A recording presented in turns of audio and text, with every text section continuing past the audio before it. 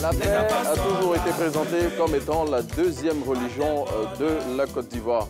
Cette paix a malheureusement été mise à mal durant la marche de la nation de la Côte d'Ivoire. Et heureusement, avec la joie de vivre légendaire des Ivoiriens et surtout leur capacité de résilience, eh bien, depuis quelques années, nous sommes en train de reconstruire cette paix et surtout reconstruire le tissu social pour redonner à la Côte d'Ivoire son visage d'antan. Et cette paix chère au père fondateur de la Côte d'Ivoire moderne, j'ai nommé Félix Houphouët-Boigny. Mesdames et messieurs, bonjour et bienvenue à Matin Bonheur. Malgré qu'on soit aujourd'hui la journée nationale de la paix, eh bien, votre programme, il ne change pas, on conserve les fondamentaux. On va passer par l'agenda, la météo et juste derrière, on aura le flash qui nous sera servi aujourd'hui par Mister Régis Kofi. Et juste derrière, on se retrouve. Bienvenue à nouveau à Matin Bonheur.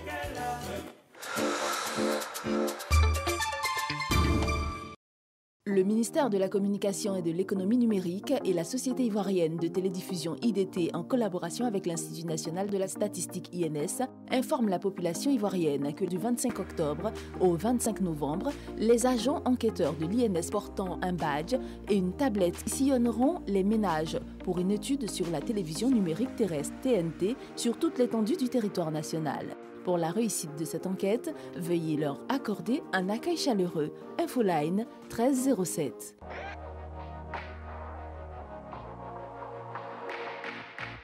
Une voix.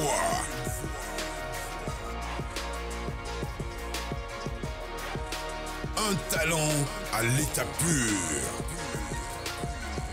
Deux dates pour deux spectacles qui resteront dans les annales. RL.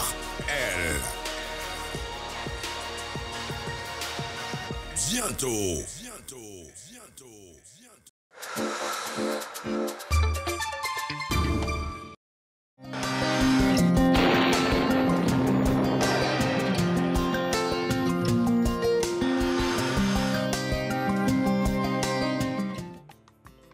Mesdames et messieurs, bonjour. Nous sommes très heureux de vous présenter les prévisions météorologiques du jour. Le temps prévu pour la matinée. Le temps sera relativement calme sur l'ensemble du pays. Au nord, on aura des intrusions de vent sec sur un ciel faiblement nuageux. La bande centrale connaîtra quant à elle un ciel généralement nuageux après la dissipation de la brume humide ou du brouillard localisé. Le sud forestier et le littoral seront sous un ciel généralement nuageux, éclaircissant progressivement.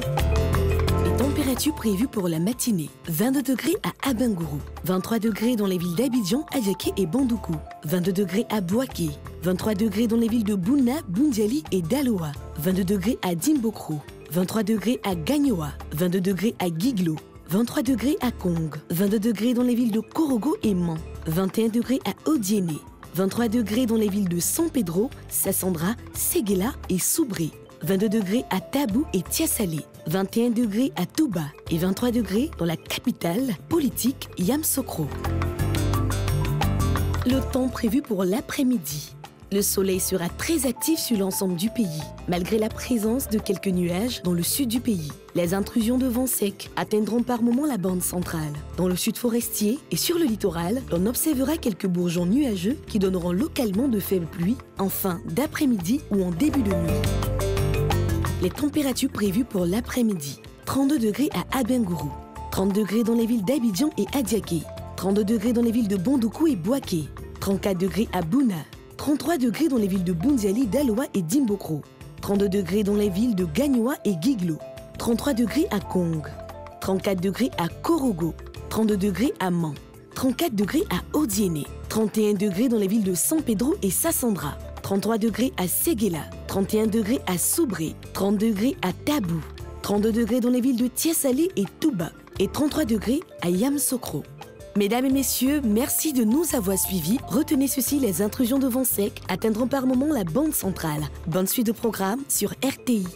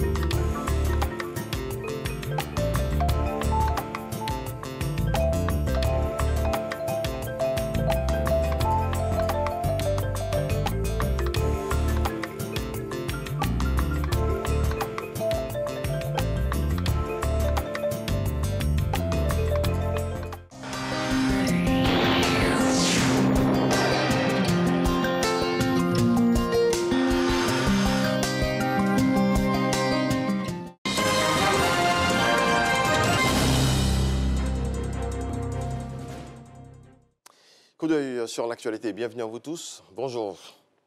Se souvenir, se pardonner pour construire ensemble l'avenir. Le thème de la 26e journée nationale de la paix célébrée aujourd'hui, 15 novembre 2022. C'est la ville de Dieukwé qui accueille la célébration officielle. Le choix de la localité de Dieukwé est motivé, selon les organisateurs, par le fait qu'elle est l'une des localités ayant payé le lourd tribut des crises successives survenues en Côte d'Ivoire. Le président de la République, Alassane Ouattara, s'est entretenu hier avec l'ambassadeur du Burkina Faso en Côte d'Ivoire, Mahamadou Zongo.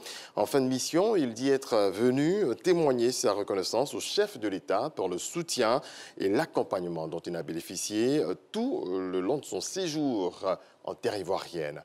Viviane Aimé nous en parle.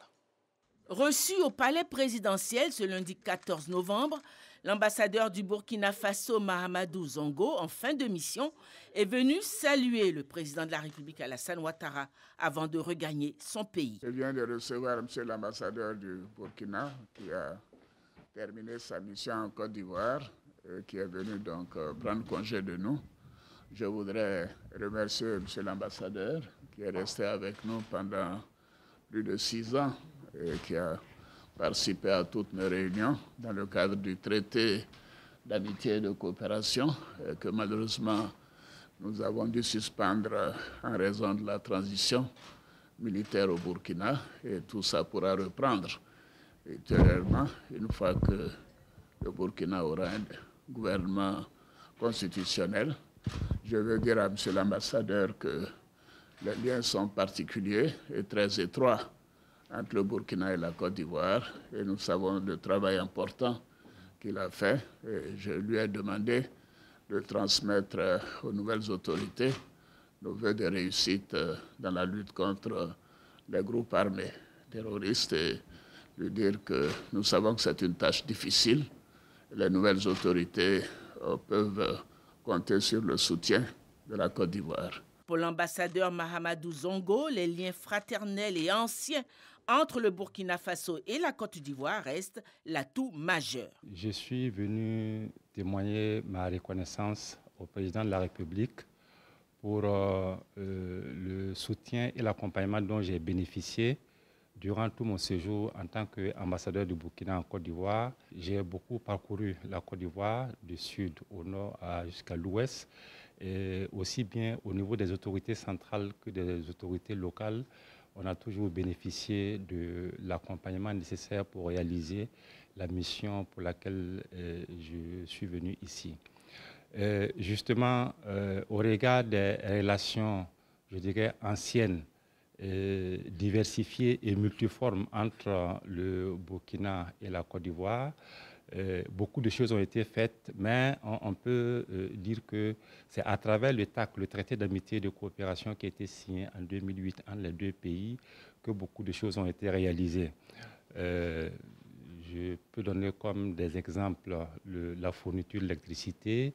Il y a des questions assez sensibles qui ont été évoquées, mais qui, à cause de la qualité des relations, ont pu trouver, disons, des voies d'engagement assez, je dirais, honorables. Je pense surtout à la question de la frontière, la délimitation et la matérialisation de la frontière, et qui montre justement que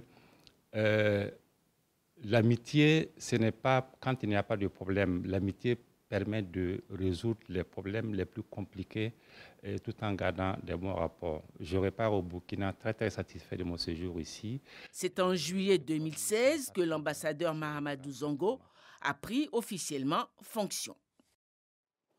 Dans le reste de l'actualité, après la France, la Suède, c'est maintenant au tour du Royaume-Uni. Le Royaume-Uni qui a annoncé ce lundi le retrait de ses forces du Mali. Les troupes britanniques déployées dans le pays dans le cadre de la MINUSMA, la mission des Nations Unies, sont pourtant connues pour leurs équipements de haute technologie permettant de nombreuses victoires face aux groupes armés.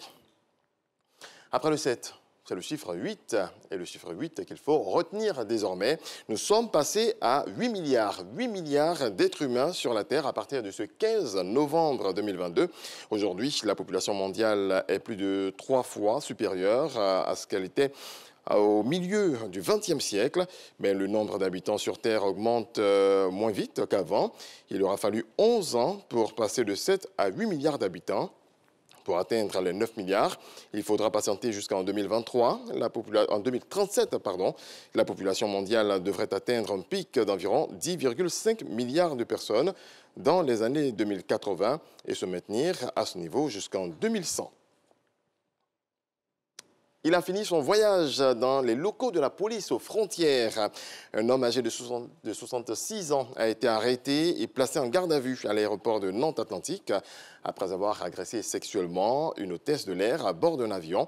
L'appareil en question effectuait le trajet entre le Royaume-Uni et l'Espagne samedi dernier. Le sexagénaire aurait mis sa main sous la jupe de l'hôtesse qui effectuait alors une distribution de boissons dans l'allée centrale. Prévenu par la victime, le commandant de bord a immédiatement fait poser l'appareil. Merci de votre attention, on se retrouve à 7h. Bon, on ne peut pas dire que ce sexagénaire est sage. Hein? Ah bah oui. Bon, heureusement qu'il a été interpellé. J'espère que ça va lui servir de leçon pour qu'il ne recommence plus. Kofi, bonne journée de la paix. Merci. On va pas dire bonne fête, mais c'est tout comme. Hein? Justement. La paix, voilà. C'est une journée justement pour se souvenir. Oui, surtout. Et puis aborder justement bien les jours à venir. La paix qui doit être le partage de tous les Ivoiriens. Bonne journée, Régis Kofi, qu'on retrouve tout à l'heure pour le deuxième point de l'information. Allez, nous, on continue à vous entretenir et surtout, on va vous permettre de savoir ce que vous aurez tout au long de ce programme qui se déroule en ce jour consacré à la Journée nationale de la paix. Et bien, au cours de ce programme, on vous emmènera sur les marchés. On l'a dit, rien ne change en ce jour dans les fondamentaux de votre émission. Vous aurez combien ça coûte pour connaître les prix des denrées sur les marchés. On aura un invité aujourd'hui, invité actu, plutôt avec lequel on parlera justement de paix et de cohésion sociale. Avec lui, on verra comment préserver ces deux éléments. On aura bien évidemment le challenge matinal, le 6e du genre, qu'on vous proposera aujourd'hui dans votre émission. Le 5e challenge matinal a été remporté, je le rappelle, par Etibi Oula. Et puis, on vous emmènera à la découverte d'une destination ici en Côte d'Ivoire. Ce sera avec les cartes qu'on vous présente du lundi au vendredi. Et puis, on aura bien évidemment la séquence humour pour vous permettre d'être de bonne humeur en ce jour. Et puis, on aura un invité actu. On est mardi aujourd'hui et les mardis, on parle de droit. On recevra Maître Vanessa Balleroux avec laquelle on parlera d'un sujet, comme on en a l'habitude, des sujets hyper intéressants. Et bien voilà ce qu'on vous propose aujourd'hui. Et puis sachez, on le dit depuis le début de cette émission, aujourd'hui on célèbre la 26e édition de la Journée nationale de la paix sous le thème « Se souvenir, se pardonner ». Pour construire ensemble l'avenir. Et les festivités officielles de cette célébration sont prévues dans la ville de Dieucoué, ville symbolique pour la célébration de cette journée nationale de la paix. Et l'édition 2022 de cette journée nationale de la paix sera couplée cette année à la journée du souvenir et du pardon. Et puis, à côté de cette célébration officielle, des cérémonies éclatées se tiendront dans les 14 districts autonomes de la Côte d'Ivoire sous le haut patronage du président de la République, son Excellence, M. Alassane Ouattara. Eh bien, après vous avoir parlé des infos jour J, eh bien, plutôt de l'info jour J, on vous emmène sur nos marchés.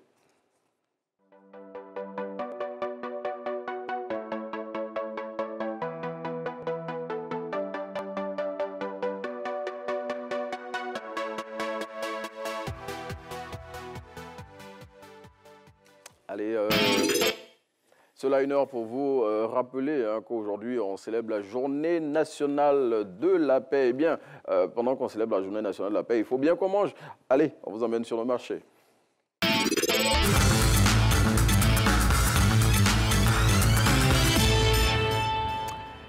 Et aujourd'hui, ce qu'on vous propose, c'est comme à l'accoutumée, une recette complète faite d'une entrée.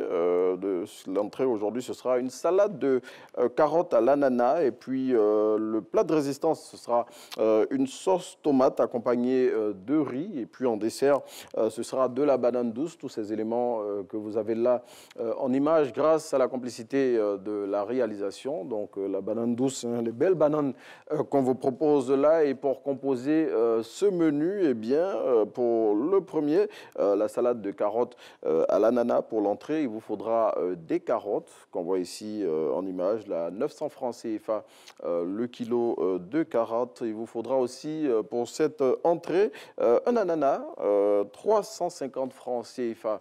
Les ananas en ce moment sur nos marchés.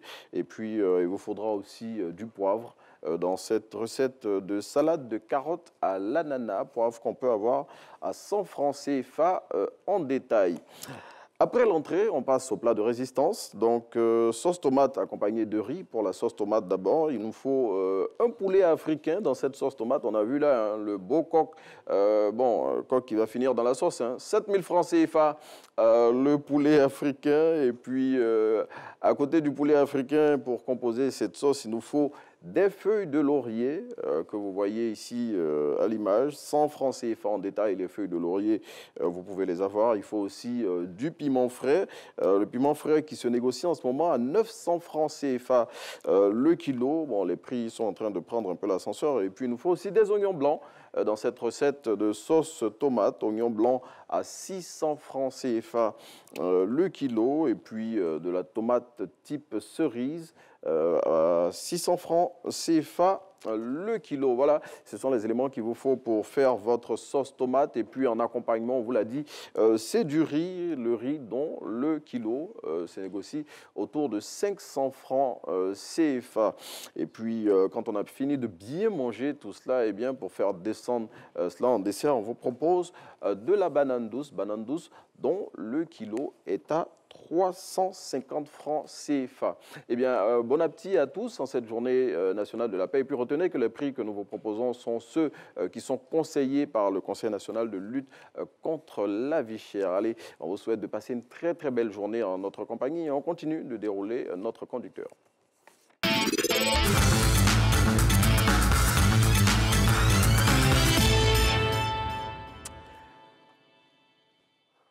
Voilà, et à présent, on arrive à l'étape de Matin Express. Matin Express, vous le savez, qui nous conduit dans une destination sous-régionale. Et aujourd'hui, direction la Guinée, dans ce numéro de Matin Express. Guinée où les directeurs généraux des entreprises publiques et leurs adjoints ont quasiment été convoqués à la base du camp des forces spéciales. Ils y sont partis munis de documents portant sur l'état d'exécution des activités des structures qu'ils ont à charge, leurs états financiers et aussi des justificatifs des dépenses. On retrouve notre confrère Zakaria Kamara depuis Conakry pour parler de ce sujet. Bonjour Zakaria. Désormais, tout responsable du service public doit s'exprimer sur sa gestion. Les directeurs généraux et leurs adjoints, comme celui qui est à la tête du service qui est juste derrière moi, EDG Électricité de Guinée, tous ces responsables se sont retrouvés à Forikaria pour 48 heures. Forikaria est situé à près de 5 km de la capitale. C'est aussi la base du camp des forces spéciales, donc le groupement des forces spéciales qui a déposé Alpha Condé. Alors ces responsables sont arrivés à Forikaria munis de documents portant sur l'état d'exécution des activités, l'état financier, mais aussi des justifications des dépenses. Qu'est-ce qui va se passer? On va plutôt parler de la junte qui est fidèle à sa mission de lutter contre la corruption. Et donc les autorités militaires imposent la reddition des comptes à tous les responsables et à tous les niveaux. Ce qui va se passer dans les prochains jours, c'est le passage de chaque directeur général à la télévision pour expliquer comment il a dépensé chaque franc du contribuable guinéen.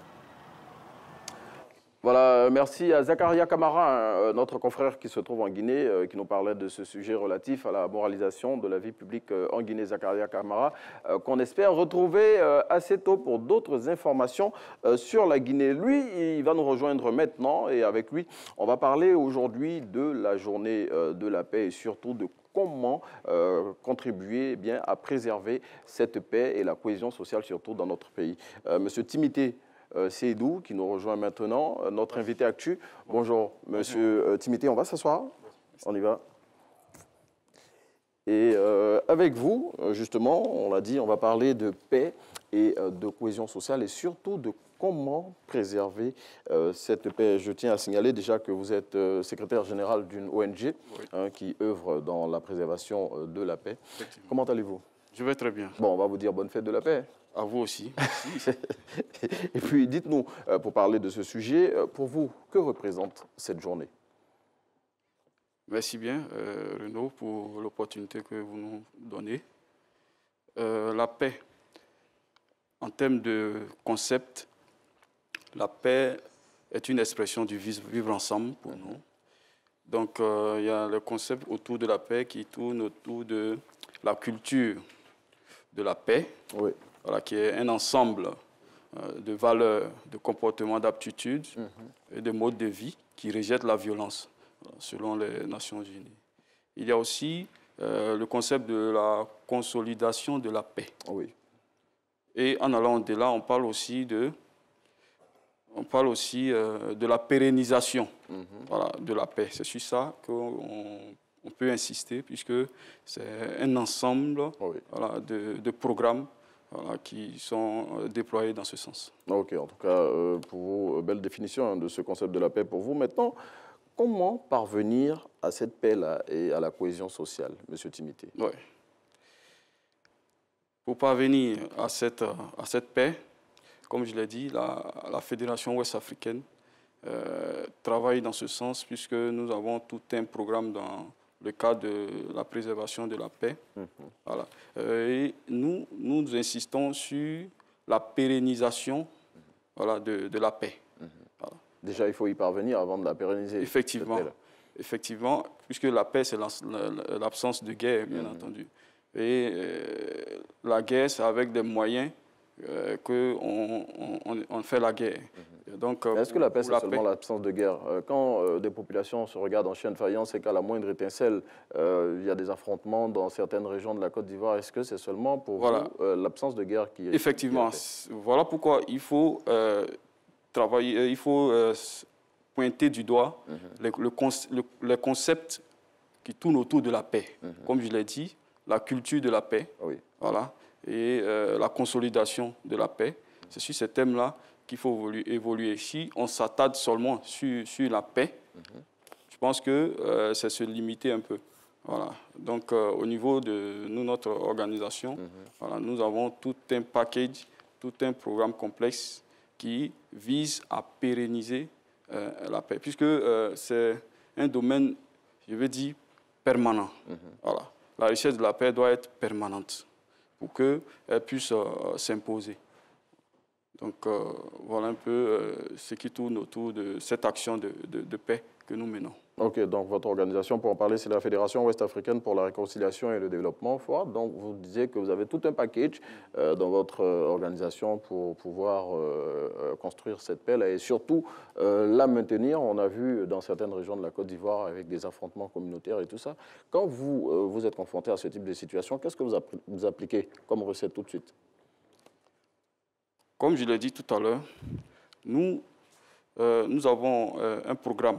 C'est quoi le programme? Le programme, en quelques mots. Oui, en quelques mots.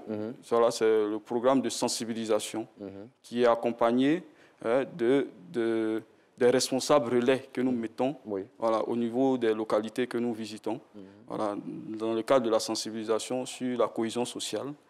Et ces responsables relais sont chargés de fournir des informations de base, puisque la communauté, nous sommes basés sur les communautés de base. Voilà, c'est des communautés qui sont sur le terrain. Et ces représentants sont chargés de fournir des informations. Et ces informations nous permettent d'agir pour prévenir des éventuels conflits en tant que tels.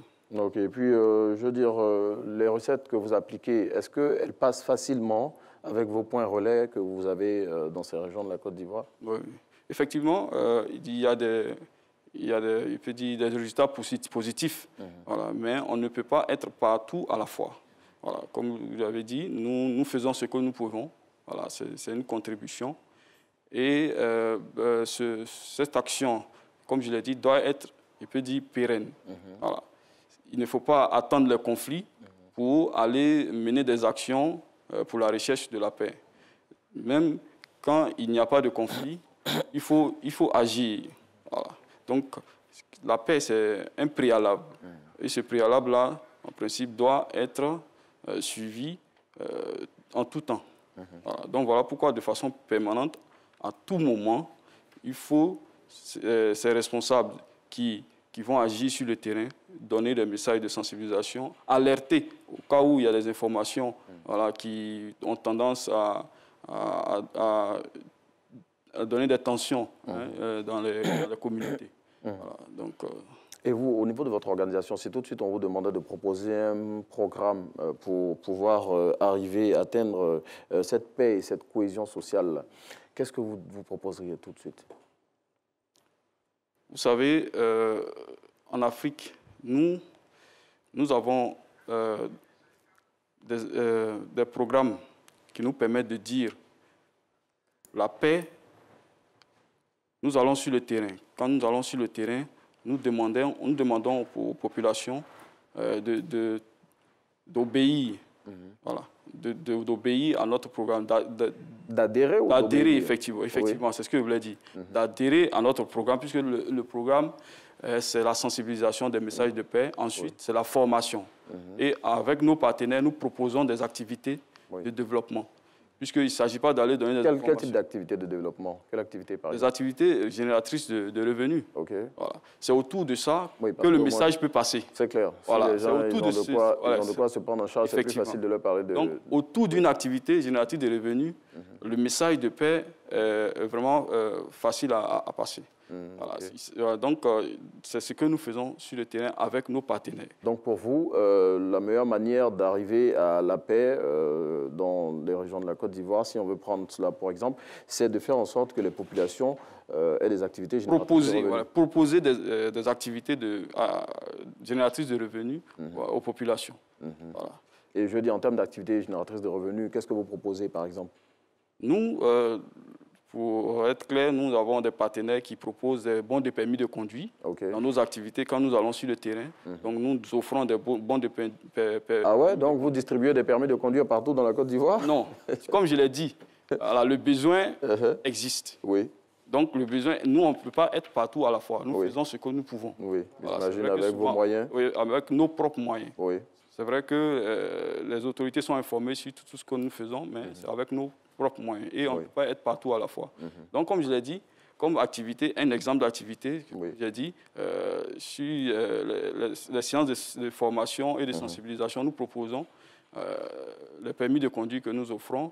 Il y a aussi des tricycles, souvent, que nous proposons pour ces personnes-là. On vous a bien compris, M. Timité. Donc, votre recette pour parvenir à la paix et à la cohésion sociale, c'est de proposer des activités génératrices de revenus aux populations, et à ce prix-là, elles s'éloigneront de tout ce qui est source de conflits et tout ce qui pourrait menacer la cohésion sociale. C'est bien ça. Oui. Et quand vous avez fini de proposer ces activités génératrices de revenus, comment est-ce que vous faites pour pérenniser cette paix-là, puisqu'on parle de cela depuis? Comment vous faites pour pérenniser cette paix-là? Pour pérenniser cette paix, il faut faire participer toutes les couches de la population. Comme je l'ai dit, les chefs coutumiers, les acteurs de la société civile, le secteur privé, bien entendu, et puis l'État. Donc, c'est cette...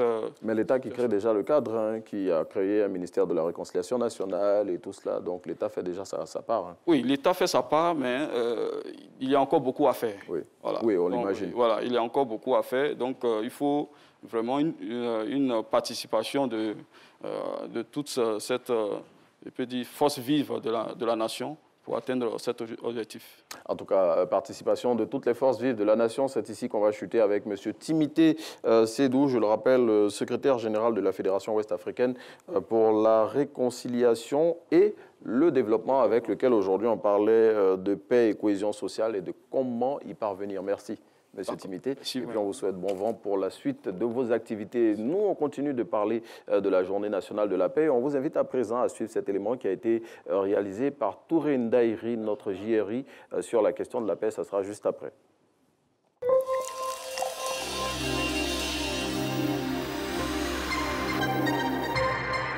Chers assurés de la couverture maladie universelle, bonjour. Je suis le docteur Yeo Diaby Sabine, pharmacienne. Nous constatons en effet que vous êtes de plus en plus nombreux dans nos pharmacies et nous en sommes heureux. Votre santé nous importe plus que tout. Désormais, vos médicaments sont disponibles dans les pharmacies, aussi bien à Abidjan qu'à l'intérieur du pays. Et pour vous en procurer, il vous suffira simplement de présenter votre carte CEMU ainsi que le bon de pharmacie. Vous paierez ainsi les médicaments moins chers. Ce qui veut dire qu'un médicament qui coûtait auparavant 2000 francs vous reviendra alors à 600 francs. Pour consulter la liste des pharmacies ou pour toute information complémentaire, contactez-nous gratuitement au 800 00 900 ou au www.ipscenam.ci. L'enrôlement se poursuit dans les sites d'enrôlement proches de chez vous.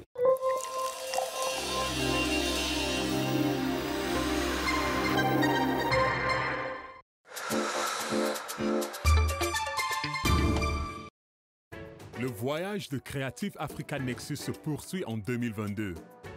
Les success stories de l'Afrique captivent le monde.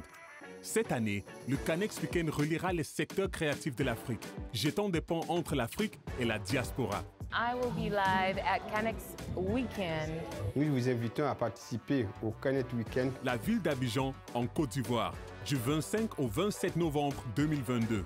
Inscrivez-vous gratuitement à la conférence sur canex.africa. Le ministère du Tourisme et le ministère de la Culture organisent, avec l'appui de la ville de Grand-Bassam et le conseil Cotonou-Anacarde, le Festival national des jeux traditionnels les 18 et 19 novembre 2022 au stade Alassane Ouattara d'Azopé. Au programme, concours de jeux traditionnels, découverte et pratique des jeux, panel jeux traditionnels, facteurs de cohésion sociale et de développement local, village gastronomique, concert géant, ambiance au clair de lune et bal poussière. Population de Côte d'Ivoire, venez découvrir les jeux traditionnels de nos régions dans une ambiance rythmée par des activités ludiques, ensemble pour la pratique des jeux traditionnels en tant que loisir. Novembre bleu du CNRAO, message à tous les hommes de 40 ans et plus pour la campagne de dépistage du cancer de la prostate organisée par le ministère de la Santé, de l'Hygiène publique et de la couverture maladie universelle à travers le Centre national d'oncologie médicale et de radiothérapie Alassane Ouattara CNRAO. N'oubliez surtout pas, comme nous vous l'avions indiqué, de prendre votre rendez-vous préalable en ligne à travers le lien CNRAO-novembrebleu.com. Comment s'inscrire et obtenir un rendez-vous? Cliquez d'abord sur le lien CNRAO-novembrebleu.com, renseignez ensuite les différents champs, particulièrement ceux obligatoires. Cliquez enfin sur le bouton « Je valide mon rendez-vous ». Vous verrez dès cet instant sur l'écran le message de validation du rendez-vous et un second message vous sera envoyé dans votre boîte email. La veille de la date de rendez-vous que vous aurez choisie, le CNRAO vous inscrira dans un groupe WhatsApp où vous aurez la réponse à toutes vos questions. Le jour de votre rendez-vous, les prélèvements se dérouleront de 9h à 15h par ordre d'arrivée. Le CNRAO est situé à Cocody derrière le CHU en rentrant par la faculté de médecine. Infoline 27 22 22 16 67 07 68 26 26 62. Ceci est un message du ministère de la Santé, de l'Hygiène publique et de la couverture maladie universelle. Sous le patronage de son Excellence, Monsieur le Président Henri Konan Bédié, sous l'autorité de Nono Sévérin, Djorogo Nangui, Monsieur le Premier ministre Pascal Afingis et de l'honorable Abé Raoul, le groupe Sotéka sous l'égide du ministère de la Culture et de la Francophonie, en partenariat avec la RTI et JCIM, vous invite le dimanche 20 novembre à ses 40 ans de carrière. Venez tous chanter et danser au rythme de la culture ivoirienne au Palais de la Culture de Trècheville. Entrée 15 000, 25 000, 50 000 francs CFA. Infoline.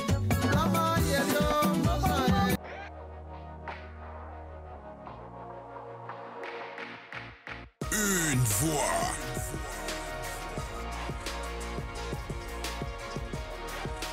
Un talent à l'état pur. Deux dates pour deux spectacles qui resteront dans les annales. RL. Bientôt. Gagner 1 million de francs CFA cash en seulement une semaine? Oui, c'est possible avec le super jeu RTI Millionnaire Chap Chap. Envoie vite cash, C-A-S-H, au 98 114 pour t'inscrire au jeu et tenter de gagner 1 million de francs CFA cash et être notre millionnaire de la semaine. RTI Millionnaire Chap Chap. C'est un millionnaire chaque semaine et des enveloppes cash de 100 000 francs et de nombreuses surprises à gagner. RTI Millionnaire Chap Chap, c'est du cash rapido. C'est un Chap Chap.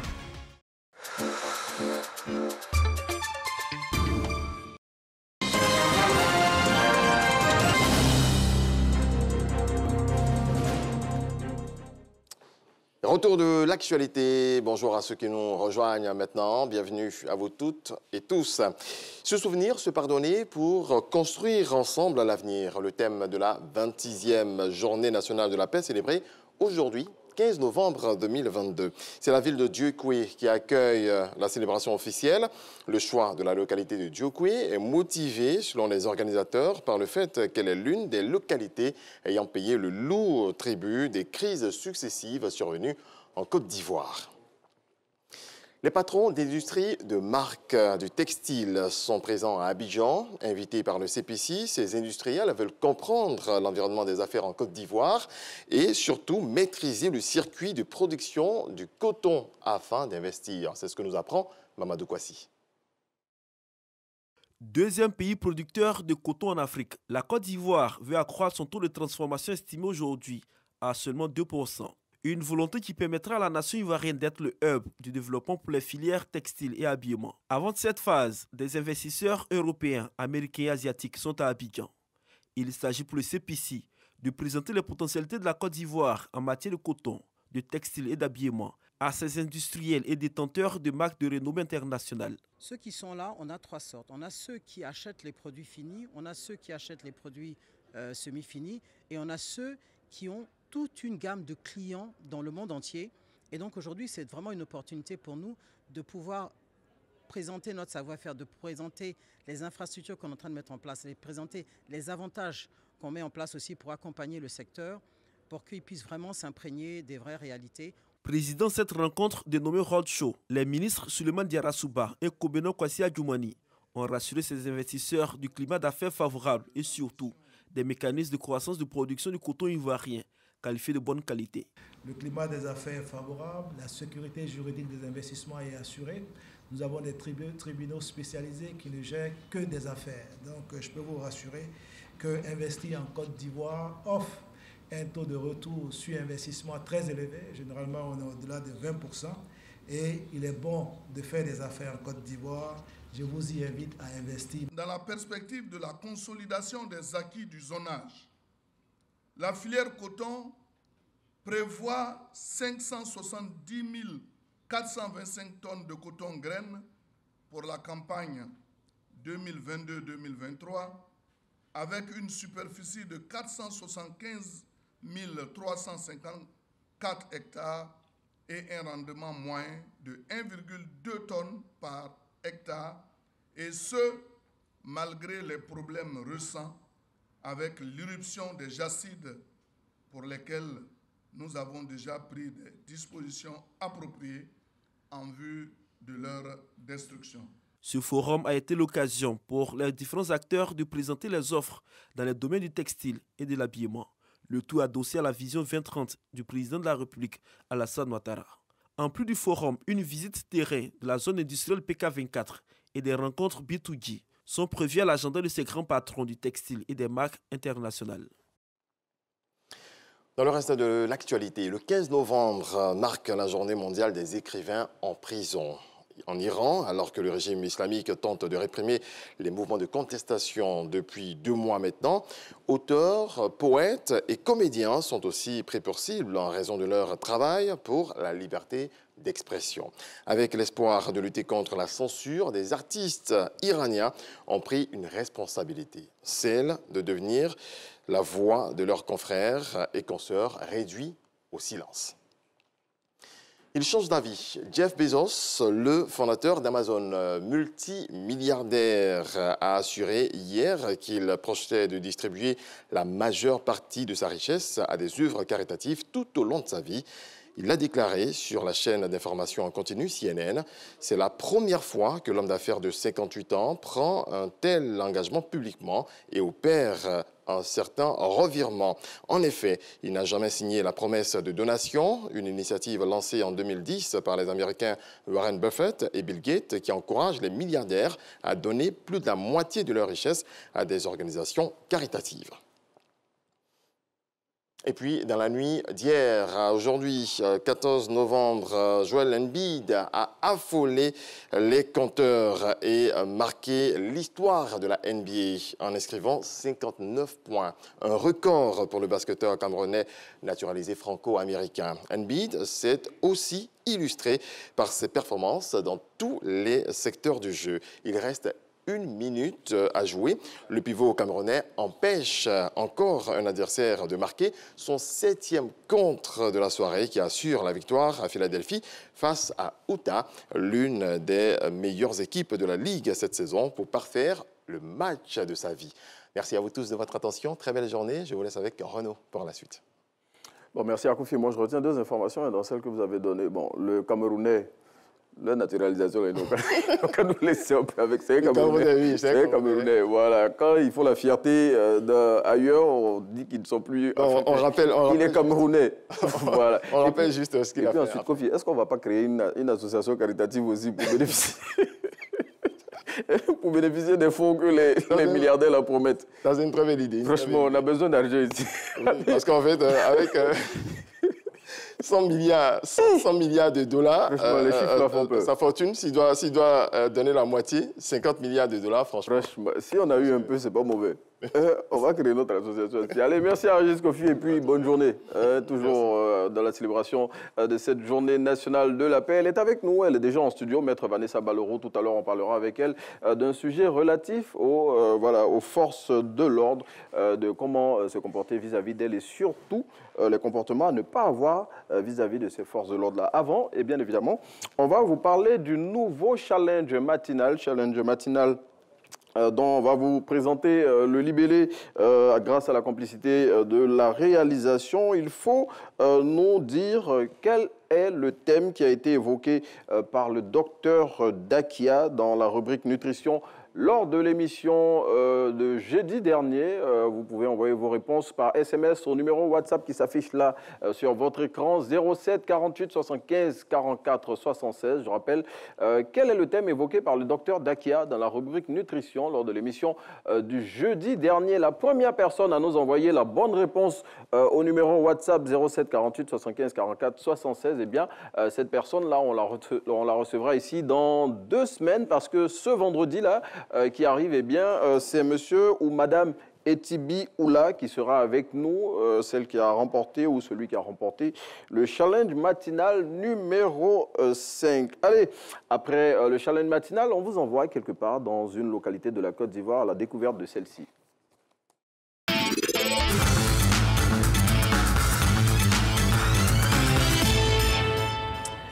Eh bien, la localité qu'on vous invite à découvrir aujourd'hui se trouve au nord-est de la Côte d'Ivoire, dans la région du Gontougo. Et cette localité, elle s'appelle Tambi. Tambi, il faut le savoir, est située dans le département de Sorobango. C'est à 37 km de la ville de Bondoukou. Cette localité, peuplée de près de 7000 habitants, se trouve sur le tracé de la frontière entre la Côte d'Ivoire et le Ghana. Vous le voyez bien sur la carte ici. Et puis, les villages voisins de Tambi sont Zarala, Debango, Bourou, Ponko, je prononce bien, j'espère, Dinguira, Chen Odi, Sorobango, Nafen Beni et Pelé Godi. Il n'y a pas seulement que ces villages que nous avons cités, il y en a plein d'autres qui sont tout autour de la localité de Tambi. Et on passe le bonjour à toutes les populations qui se trouvent dans ces différentes localités. Allez, on vous invite à présent à suivre un micro-trottoir qui a été réalisé par Tourine Daïri, notre JRI, et c'est sur la question de la Journée nationale de la paix. Qui parle de paix parle de convivialité, de vivre ensemble, de communion, de fraternité. Et mon message va à l'endroit de toute la sphère politique ivoirienne. J'aimerais dire à tout un chacun que sans paix, sans stabilité, il ne peut y avoir de développement. Alors que je sais très bien que tous les fils de la Côte d'Ivoire aspirent à un développement, à une émergence. Et donc, exhorter tout un chacun de nous de mettre un peu d'eau dans nos vins afin que nous puissions véritablement aller à cette véritable réconciliation-là. Pour que la stabilité, la paix soient notre partage. Souvenons-nous toujours de ce que le père fondateur nous disait. Lorsqu'il y a un problème, asseyons-nous et discutons. Il n'y a pas de problème sans solution. Et nous sommes un pays démocrate, c'est le lieu de le prouver. Lorsqu'il y a des difficultés, lorsqu'il y a des situations, qui nous divise, véritablement aller à la réconciliation. C'est vrai que c'est difficile de pardonner, mais au moins laisser tomber tout ce qui s'est passé et puis avancer ensemble afin que le pays aille toujours de l'avant. D'abord, on va aller sur la citation du père fondateur de la nation. La paix, ce n'est pas un vain mot, c'est un comportement. Chacun doit avoir un morceau de paix en lui. Parce que chaque mouvement, chaque parole, chaque propos que nous tenons doit tenir compte du voisinage, de ceux qui nous entourent. Voilà. Parce que chaque fois que nous faisons quelque chose, il faut qu'on sache que oui, tout ce que nous faisons a un impact, soit sur nous, soit autour de nous. Alors, ce que nous devons faire, c'est de faire en sorte que chaque fois que nous faisons quelque chose, nous prenons la paix. Pour que l'environnement dans lequel nous vivons soit un environnement sain. Sain au niveau de tout ce qui nous rapproche, tout ce qui nous éloigne doit forcément nous rapprocher parce que chacun doit tenir compte des différences des autres. Non, je vais lancer l'appel à nous-mêmes, population, et pour dire quoi, les politiciens, ils sont là pour quelque chose. Il faut qu'on sache ça. Aux politiciens, je dirais que quand vous faites la politique, sachez pour qui vous faites la politique. La politique, c'est pour les populations, pas pour vous. Voilà. Vous êtes politicien parce qu'il y a une population. Alors, si vous êtes là pour vous remplir les poches ou bien pour vos intérêts personnels, autant arrêter, parce qu'on n'en a pas besoin dans ce pays-là. On a besoin de paix et de paix, tout simplement. La paix, c'est pour moi, lorsqu'il y a la tranquillité et lorsqu'il n'y a pas de palabres, hein, et là où on se retrouve dans un endroit où il y a la convivialité, il y a la liberté, on peut s'exprimer comme on veut sans faire difficulté à quelqu'un, l'autre ne peut pas te faire de difficultés. Alors, pour que nous soyons en paix, il faut que nous soyons au même niveau. Tu manges, je mange et on avance. Si tu dois manger que moi je dois souffrir, pour ma part, ce n'est pas la paix. Donc je leur demande de savoir raison garder. Ils n'ont qu'à faire table rase sur certaines choses. Est-ce qu'il n'a pas raison, le monsieur qui a été le dernier intervenu dans l'élément « tu manges, je mange ». Allez, Maître Vanessa Balleroux, que nous allons recevoir maintenant avec elle. On ne va pas parler de nourriture, on en a déjà parlé de combien ça coûte. Maître Vanessa Balleroux, comment allez-vous dans ce bleu qui fait référence à la sagesse et puis surtout à la vérité aussi, le bleu. On va s'asseoir et avec Maître Vanessa Balleroux, on l'a dit aujourd'hui, on va parler des forces de l'ordre et surtout de ce qu'il faut éviter de faire face à ces forces de l'ordre pour éviter de s'exposer à certaines sanctions. C'est juste après ceci.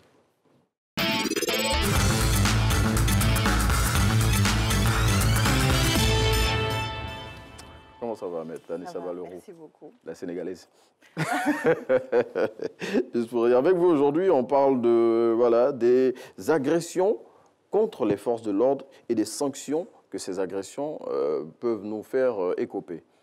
On a été témoin de plusieurs vidéos, pour parler du cas de la Côte d'Ivoire qu'on a vu sur les réseaux sociaux avec des policiers qui étaient dans des postures souvent désagréables pour l'uniforme qu'ils portent. Et après ces vidéos, les auteurs de ces faits-là, qui étaient dans les vidéos, pour certains, ont été interpellés. Voilà. Et dans ce cas d'espèce, à quoi ils s'exposent déjà? Avant toute chose, Maître Vanessa Balleroux, vous allez nous dire quelle attitude le citoyen doit adopter face à un agent des forces de l'ordre. Alors, il faut savoir déjà que les forces de l'ordre sont dépositaires de ce qu'on appelle la force publique légitime. Oh oui. À ce titre-là, qu'elles ont le droit, donc les forces de l'ordre, d'être armées. Parce qu'elles sont là pour assurer la défense et la sécurité des citoyens et du pays. Oui. Donc, cela étant dit, l'uniforme que les forces de l'ordre portent marque leur appartenance au corps, à un corps précis des forces de l'ordre. Ça peut être les policiers, ça peut être les gendarmes, ça peut même être l'armée, les militaires. Tout ce monde-là, on les appelle les militaires. Donc, parce que même la police en Côte d'Ivoire ici est militarisée. C'est une police militaire. Donc, il faut prendre garde au comportement qu'on a. Quand on fait l'objet d'un contrôle ou qu'on rencontre des forces de l'ordre, on n'a pas le droit de les attaquer. Ça, c'est formellement interdit. La première des choses, c'est le respect de l'uniforme et de l'autorité, la parcelle d'autorité dont est investi chaque membre des forces de l'ordre. Donc, ce qu'on a vu pour certaines vidéos sur les réseaux sociaux, c'est vraiment à proscrire, quoi. Des gens qui interpellent mais violemment certains agents des forces de l'ordre, qui les hèlent plutôt dans la rue ou bien qui s'en prennent à eux parce qu'on leur a demandé une pièce d'identité, par exemple, ou bien la pièce d'un véhicule. Ça, c'est vraiment à proscrire. C'est à proscrire. Alors, par définition, hein, un membre des forces de l'ordre qui est sur la voie publique, qui est sur la route, est là et représente les forces de l'ordre. On va mettre de côté tout ce qui est usurpation, etc., ce qui peut arriver. Mais par définition, quand vous êtes face à un membre des forces de l'ordre, vous avez la possibilité d'identifier ce membre des forces de l'ordre-là. Parce que vous avez parce ce qu'on qu'ils appelle ont des inscriptions, exactement, leurs noms qui sont on appelle marqués les barrettes sur les avec feux. l'inscription du nom dessus. Donc vous avez la possibilité d'identifier les forces de l'ordre. De la même manière, si vous identifiez un membre ou plusieurs membres de la police par leur uniforme, ou un ou plusieurs membres de la gendarmerie par leur uniforme, ça vous donne un indice et vous avez la possibilité de vous tourner vers le commissariat ou la brigade de gendarmerie la plus proche si vous avez eu un souci avec les forces de l'ordre pour en référer. Si vous n'arrivez pas à identifier, vous pouvez même monter jusqu'au procureur de la République, qui est l'autorité judiciaire qui va coordonner les forces de police, de gendarmerie, les forces armées dans sa circonscription. Donc, on a toujours un recours, on ne se fait pas justice soi-même face aux forces de l'ordre. Bien, quand on a fini de dire tout ça, maître, je veux dire, on ne va pas jeter la pierre à une certaine corporation, mais il y a certains cas d'abus. Vous voyez, je dis, moi, j'étais témoin d'une scène une fois où un monsieur a été accusé d'avoir brûlé le feu, alors qu'il ne l'a pas fait. Dans ce cas d'espèce-là, le monsieur voulait se justifier, mais tout de suite, c'est parti en vrille, et les agents des forces de l'ordre, naturellement, ils sont solidaires. Ils s'en sont pris au monsieur. Dans ce cas-là, qu'est-ce qu'il faut faire? Bien, c'est ce que je disais tout à l'heure. Il y a des recours qui sont possibles. Aujourd'hui, vous avez le tribunal militaire qui est compétent lorsque les forces de l'ordre se rendent coupables de débordements, d'abus d'autorité, de toutes sortes de comportements qui sont réprimés par la loi. Donc la loi s'applique à tout le monde, hein, y compris aux forces de l'ordre. Donc si vous estimez être victime d'une injustice ou d'un comportement anormal de la part d'un membre des forces de l'ordre, ou de plusieurs d'ailleurs, vous avez la possibilité d'exercer les recours. Déjà, identifier l'équipage qui était de service à tel endroit. À tel endroit, Je disais tout à l'heure, vous allez au commissariat le plus proche, j'ai été contrôlé, on m'a reproché ceci, qu'est-ce que je dois faire? Ça reste l'administration, on va vous donner la marche à suivre.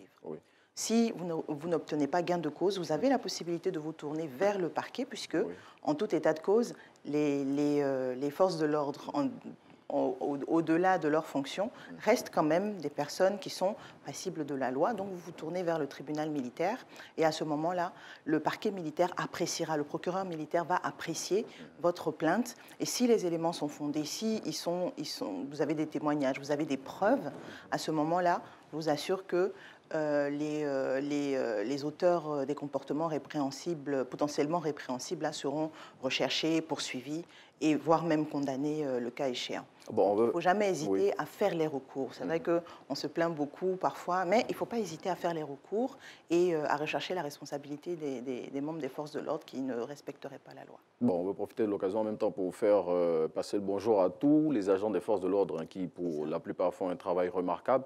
Mais dans toutes les corporations, il y a des brebis galeuses. Je veux dire, pour certains cas de contrôle, qu'est-ce qu'on devrait tout de suite observer si on pense, parce que ce n'est pas forcément le cas, si on pense qu'on est victime d'abus. Je veux dire, sur les routes, parce que généralement, c'est là-bas que les conflits interviennent entre les agents des forces de l'ordre et les populations. Dans certaines zones, il y a par exemple des barrages, il y a des contrôles de police ou de gendarmerie, ou je ne sais pas, parce que ce n'est pas tout le temps qu'on arrive à identifier véritablement les agents qu'on a en face de nous. Qu'est-ce qu'il faut faire, par exemple, pour pouvoir identifier, reconnaître que ce sont des barrages légaux, dans le cas de barrages, ou bien encore savoir à qui on donne nos pièces? Parce que souvent, des gens ont été, pour la plupart, dans des opérations de rafle. On leur a pris leurs documents, et puis après, pour les récupérer, c'est la croix et la bannière. Qu'est-ce qu'on fait dans ce genre de cas? Encore une fois, il ne faut pas hésiter à se tourner vers le poste de police ou la brigade de gendarmerie la plus proche. Il faut y aller. J'ai été victime d'une rafle. On m'a pris mes documents. On va vous demander c'était quel jour, à quelle heure, et à partir de ces différents éléments et de ces différentes questions, on pourra essayer d'identifier l'équipage qui a fait cette... Il faut savoir aussi que quand on parle de rafle, c'est-à-dire d'opérations systématiques d'interpellation d'individus à un moment donné ou dans une localité donnée. Il faut savoir que ce sont des décisions qui sont prises au niveau des autorités judiciaires parce qu'il y a, par exemple, une recrudescence des vols ou des agressions à tel ou tel endroit. Donc, on sévit pour pouvoir dissuader les personnes de faire ce type d'acte répréhensible-là. Donc, pour faire baisser la criminalité, on va faire ces opérations de rafle. Mais il ne faut pas hésiter, si par exemple les pièces ont été confisquées et qu'on n'arrive pas à remettre la main dessus, à saisir les autorités pour dire, voilà, moi j'ai été contrôlé, on m'a pris mes pièces, voire on m'a pris mon portefeuille, et depuis lors, je n'arrive pas à remettre la main dessus. Je vous assure que les diligences seront faites pour vous aider à retrouver les pièces. Bon, en tout cas, on a déjà eu des témoignages de ce type-là où les éléments ont été retrouvés, justement. Et puis, on va revenir au sujet du jour. Quelles sont les sanctions auxquelles on s'expose quand on agresse un agent des forces de l'ordre? Parce qu'on a vu la vidéo la plus récente, c'était celle dans une ville de l'intérieur du pays. Bon, je ne sais pas s'il y en a eu d'autres après, où un agent des forces de l'ordre avait été véritablement agressé par un individu. Alors, il faut savoir que dans ces cas-là, les forces de l'ordre, c'est vrai qu'elles sont investies d'une parcelle de l'autorité publique. Et à ce titre-là, elles sont protégées aussi, particulièrement par les textes. Donc, une personne qui se rend coupable d'une agression sur un membre des forces de l'ordre va encourir les peines habituelles en matière de violence, de coups, blessures. C'est quoi ces peines? Comment? C'est quoi ces peines? Les peines en matière de coups et blessures peuvent aller jusqu'à 5 ans d'emprisonnement et 500 000 francs d'amende. Donc ça c'est le cas classique pour un individu, on va dire lambda, qu'on aurait agressé, qu'on aurait roué. Et quand c'est pour un agent des forces de l'ordre? Et quand c'est pour un agent des forces de l'ordre, je peux vous assurer que la peine sera aggravée. Pourquoi? Parce que vous vous en êtes pris à quelqu'un qui est revêtu d'une parcelle de l'autorité publique. Vous avez délibérément attaqué un agent public dans l'exercice de ses fonctions, donc les peines encourent déjà. Les collègues vont faire preuve d'une exceptionnelle bon, ça pour les collègues, pour vous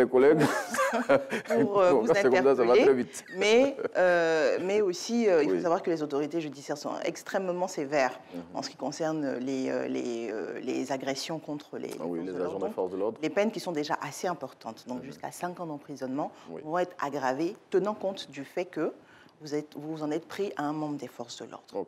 Et maintenant, à côté des infractions, on va dire, classiques dans le domaine des agressions, vous avez une infraction spécifique qui va concerner les forces de l'ordre. C'est-à-dire que vous n'allez pas vous en prendre physiquement, mais vous allez porter atteinte à leur honneur et à leur considération. Donc, c'est ce qu'on appelle un outrage. Un outrage. Donc, si je veux prendre l'exemple du policier qui s'était retrouvé sur le capot d'un véhicule, quelque part à Trècheville, je crois, si je ne me trompe pas, là, c'est un cas franchement, d'atteinte à l'honorabilité de l'agent des forces de l'ordre. On est même au-delà. Lui, dans ce cas-là, on va sur une mise en danger, on va sur peut-être une tentative d'homicide, parce que, à supposer qu'il soit tombé malheureusement du capot et que le véhicule l'ait heurté, vous imaginez un peu les conséquences qu'il y aurait eu. Donc, on va vraiment sur les infractions les plus graves et qu'on va encore aggraver en tenant compte du fait qu'on s'en est pris, l'auteur s'en est pris à un membre des forces de l'ordre. Mais pour ce qui est de l'outrage, vous allez être, par exemple, sur le fait de dire « Ah oui, ces policiers-là, voilà, ils sont comme si, les gendarmes, voilà, c'est toujours comme ça, dans la rue ou dans un lieu public, porter atteinte à l'honorabilité. » Maître, dans un lieu public, ça veut dire que là, on est en train de causer Hassan et moi, et puis il y a un qui lâche un mot un peu déplacé vis-à-vis des agents des forces de l'ordre. Si quelqu'un a entendu qu'il le signale, ou bien s'il y a un agent des forces de l'ordre en civil, on peut vous poursuivre à la justice. Heurtés, oui, il peut faire attention. Non, alors on n'est pas là pour museler les gens. Donc vous allez non, la loi prévoit exactement les circonstances dans lesquelles ça peut arriver. Donc quelles sont ces circonstances-là? Il faut le dire pour nos téléspectateurs. Ce sont les dispositions. Alors la loi vous dit quoi? Ce sont les dispositions de l'article 272 du code pénal. Qui dit quoi? Qui renvoie à l'article 184 et qui vous dit exactement si par des cris, des menaces, des invectives, et ça se passe dans un lieu public, c'est pour ça que je parle de la rue, ou bien dans un lieu qui réunit du public, vous vous en prenez à un membre des forces de l'ordre et que vous outragez ce membre des forces de l'ordre-là en disant, en l'insultant. Donc toi, tu es qui? Tu peux me faire quoi? Ce genre de propos-là? Exactement. C'est de nature à porter atteinte à même s'il est en civil. Comment? Même s'il est en civil. S'il a décliné son identité. Ok, il est en civil, il décline son identité. là, ça devient compliqué. Par exemple, on va prendre un exemple. Hein. Oui. Il y a une altercation, il y a un policier en civil qui est là. Messieurs, excusez-moi, je suis policier, je suis gendarme. Oui. S'il vous plaît, qu'est-ce qui se passe? Oh, vous, les policiers... Quittez là-bas, comme on a l'habitude. Les forces de l'ordre, là, quittez là-bas, machin. Ça s'appelle un outrage. Okay. On ne fait pas ça. Okay. Dès lors qu'un membre des forces de l'ordre a décliné son identité, s'est présenté comme étant membre des forces de l'ordre, pour intervenir, pour régler une situation, on écoute, on se calme, on peut être sous l'effet de la colère, on essaie vraiment de maîtriser ses nerfs, parce que potentiellement, on peut commettre un outrage. Il faut se garder de faire ça. Voyez. Donc ça ne va pas être le fait de dire, d'exprimer son mécontentement pour dire « Ah, cela encore ». Là, on est encore dans l'expression du mécontentement. Mais quand vous commencez à articuler des propos, des accusations sur une corporation, plusieurs corporations, ou l'ensemble des forces de l'ordre, en disant, voilà, les corps habillés, encore eux, ils ont tel comportement, ils sont ceci, ils sont cela, ils sont trop comme ci, ils sont trop comme ça, bien là, vous êtes dans le cas d'un outrage et potentiellement, vous encourez une peine qui peut aller jusqu'à 3 mois d'emprisonnement et 500 000 francs d'amende. Et le plus grave, quand un agent des forces de l'ordre est tué, qu'il soit en civil ou en mission, bon, je veux dire, s'il est en mission, ou bien, comme vous l'avez dit, il y a une situation, et il essaie de régler, et puis on s'en prend à lui. Voilà, on s'en prend physiquement à lui, la mort survient, ce qu'on ne le souhaite pas. Les forces de l'ordre à qui on envoie beaucoup d'énergie et qui font un travail remarquable au quotidien, qui s'exposent tous les jours. Voilà. Qu'est-ce qui peut advenir au titre des sanctions? Les peines seront, ça peut aller jusqu'à l'emprisonnement à vie, parce qu'on est dans un cas d'homicide volontaire. Et dans ce cas-là, comme je vous ai dit, les peines seront aggravées, tenant compte de la qualité de membres des forces de l'ordre. Donc vraiment, quand on est confronté aux forces de l'ordre, sauf les cas d'abus, il faut se garder d'avoir un certain type de comportement, ne serait-ce que même un certain type de parole. On a le droit de s'offusquer, de se plaindre, etc. Mais il faut le faire dans la mesure. Il faut le faire dans la mesure. Il faut demander pourquoi on est victime de tel ou tel comportement. Franchement, je ne comprends pas, mais il faut se garder d'injurier en public, il faut se garder d'invectiver en public, il faut se garder de menacer en public, parce que tout ça, ça rentre dans le cadre de la qualification d'outrage à un agent public. Bon, j'espère que vous avez bien compris tout ce que Maître Vanessa Balleroux a dit. Venez avec moi, Maître. On va conclure ensemble l'émission. Tenez ceci déjà. Merci. Voilà, il faut éviter surtout d'outrager les agents des forces de l'ordre dans l'exercice de leurs fonctions, surtout même s'ils sont en civil, hein, parce qu'elle a dit un agent des forces de l'ordre qui est en civil, à partir du moment où il décline son identité, eh bien, il faut se garder de lui dire certains propos. On a été très heureux d'être en votre compagnie tout au long de cette émission. On vous souhaite en tout cas de la paix dans vos foyers, de la paix partout où vous vous trouvez. Avant de conclure, on va laisser Maître Vanessa Balleroux nous donner la citation de ce jour. Merci. Alors pour la citation du jour, c'est « La paix nourrit, le trouble consume ». Eh bien, c'est avec ces mots qu'on vous dit au revoir et qu'on va vous souhaiter de passer une très belle journée, toujours dans la paix. Et on va se retrouver demain dès 6h25 pour un autre numéro de Matin Bonheur. Allez, restez sur les émissions du groupe RTI et surtout, paix encore chez vous.